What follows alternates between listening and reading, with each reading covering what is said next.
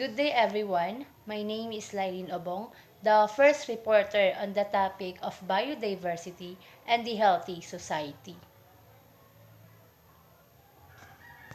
Biodiversity comprises all living forms that we see around us.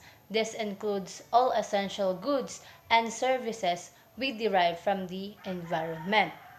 Biodiversity refers to the richness and variety of all life forms on Earth, including bacteria, plants, animals, and humans. So, ibig sabihin, ang biodiversity, siya yung variety of living things on Earth. It includes animals, plants, insect, bacteria, and humans. So, mahalaga ang biodiversity because all living things depend on each other on the environment to survive. It also provides resources like foods, medicine, clean air, and water. So scientists estimate that there are about 8.7 million species but only around 1.2 million have been discovered so far. So ibig sabihin, marami pang living things nga dili pa na-discover or still unknown. According to National Geographic Society 2020, insect kuno ang pinaka-largest identified group with millions more species yet to be explored. So there are three components of biodiversity: the genetic biodiversity, species biodiversity, and ecosystem biodiversity. Genetic biodiversity. This is the variety of genses with the same species.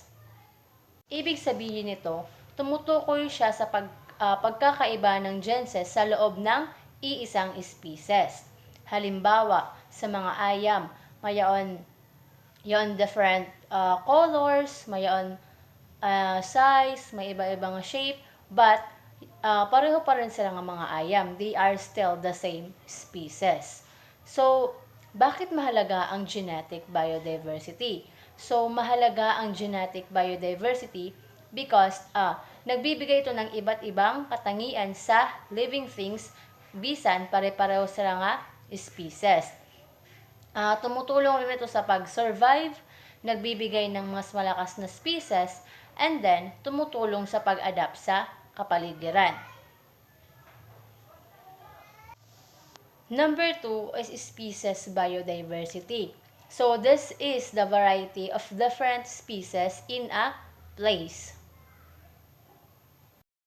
So, ibig sabihin ng species biodiversity, siya yung mga different kinds of plants, animals, and other living things in one place. Halimbawa, sa forest, may mga birds, mga insect, mga animals, and trees living together. So, bakit naman mahalaga ang species biodiversity? So, mahalaga ito dahil siya ang tumutulong na manatiling balanse, malusog, at masagana ang kalikasan. And lastly, ecosystem biodiversity. This refers to the different ecosystem or habitats where living things live, such as forests, oceans, rivers, deserts, and grasslands. So, ibig sabihin ng ecosystem biodiversity, siya yung mga different places where living things live. Halimbawa sa mga forest, sa oceans, sa rivers, sa mountains, and sa deserts. So, bakit naman mahalaga ang ecosystem biodiversity? So, mahalaga ang ecosystem biodiversity dahil nagbibigay ito ng iba't ibang tirahan sa mga living things tulad ng mga halaman at mga hayop. So, there are two main types of ecosystem: the terrestrial ecosystem and aquatic ecosystem. Pag-isusugad na terrestrial ecosystem are found on land. Halimbawa sa forest, sa tundra, sa grasslands, and sa valleys. Pag-isusugad naman na aquatic ecosystem, makikita mo siya sa water, such as rivers, lakes, swamps, seas, and oceans. So, some of the habitats may consist of a wide range of species while ang iba nakasupport la minimal number of species. So, both macroscopic and microscopic organisms are present in ecosystem. Pag insusugad na macroscopic, things you can see with your eyes, like animals, plants, and insect. Pag inusugad naman na microscopic, things you cannot see without microscope, like fungi, bacteria, and some tiny water animals. So let's proceed sa rules in ecosystem. So each organism has a role: producers, consumers, and decomposers. Pag ang producers nga dian plants, siya ang naghihimo sa pagkaon using sunlight. And then ang consumers naman and animals. Siya ang kumakaon sa mga plants and other animals to get energy. And then ang decomposers like fungi and bacteria. Siya yung mga nagbe-break down sa dead plants and animals. So they turn them into nutrients, then go back to the soil, so plants can grow again. So humans depend on biodiversity for daily needs like food, shelter, clothing, medicine, job, and livelihood. So number 1 is food. So ang mga plants and animals, some plants and animals nagbibigay sa atin ng pagkain like mga fruits, vegetables, fish, and meat. Number 2 is shelter. So ang shelter, ang mga trees and natural materials ginagamit natin to build houses. And the number 3 is clothing. So kumukuha tayo ng mga materials like cotton, wool, and silk from nature. And the number 4 is medicine. So many medicine came from plants, like sa mga herbal, like mga klabo, mga ganon. And then number 5, lastly, is job and livelihood. So, people earn money through farming, fishing, and other nature-related work. Now that we understand how biodiversity helps humans, let's talk about how human activities can harm it. Biodiversity is in danger because of human activities like deforestation, pollution, soil erosion, kaingin farming, converting forests into industries, and climate change. So these activities damage natural habitats and can cause some species na magdito and then mawara. So we need to protect biodiversity by taking care of nature. So this is important dili sa aton but for future generation. Now, I will discuss biodiversity and human health. So ano nga ba ang biodiversity and the human health?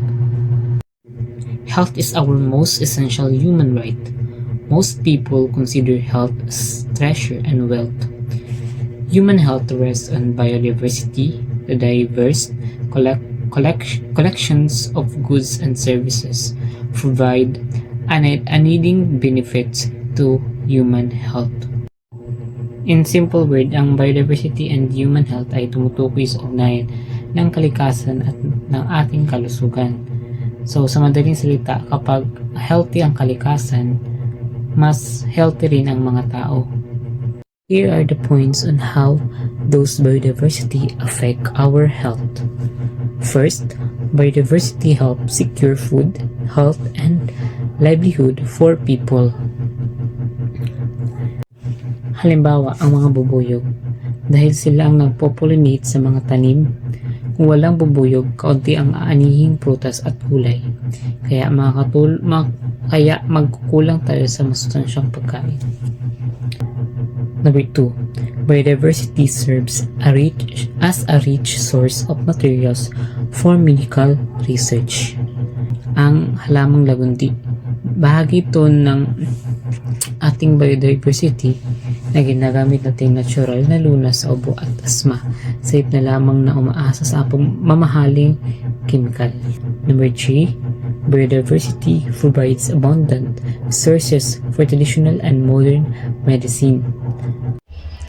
Halimbawa, ang mangroves. Dahil sinasala nito ang dumi sa tubig bago makarating sa dagat. Kaya may iwasan ang pagdami ng bakterya na nagdudulot ng sakit sa balat o tiyan ng mga tao. Lastly, biodiversity helps in the control and prevention of infectious disease.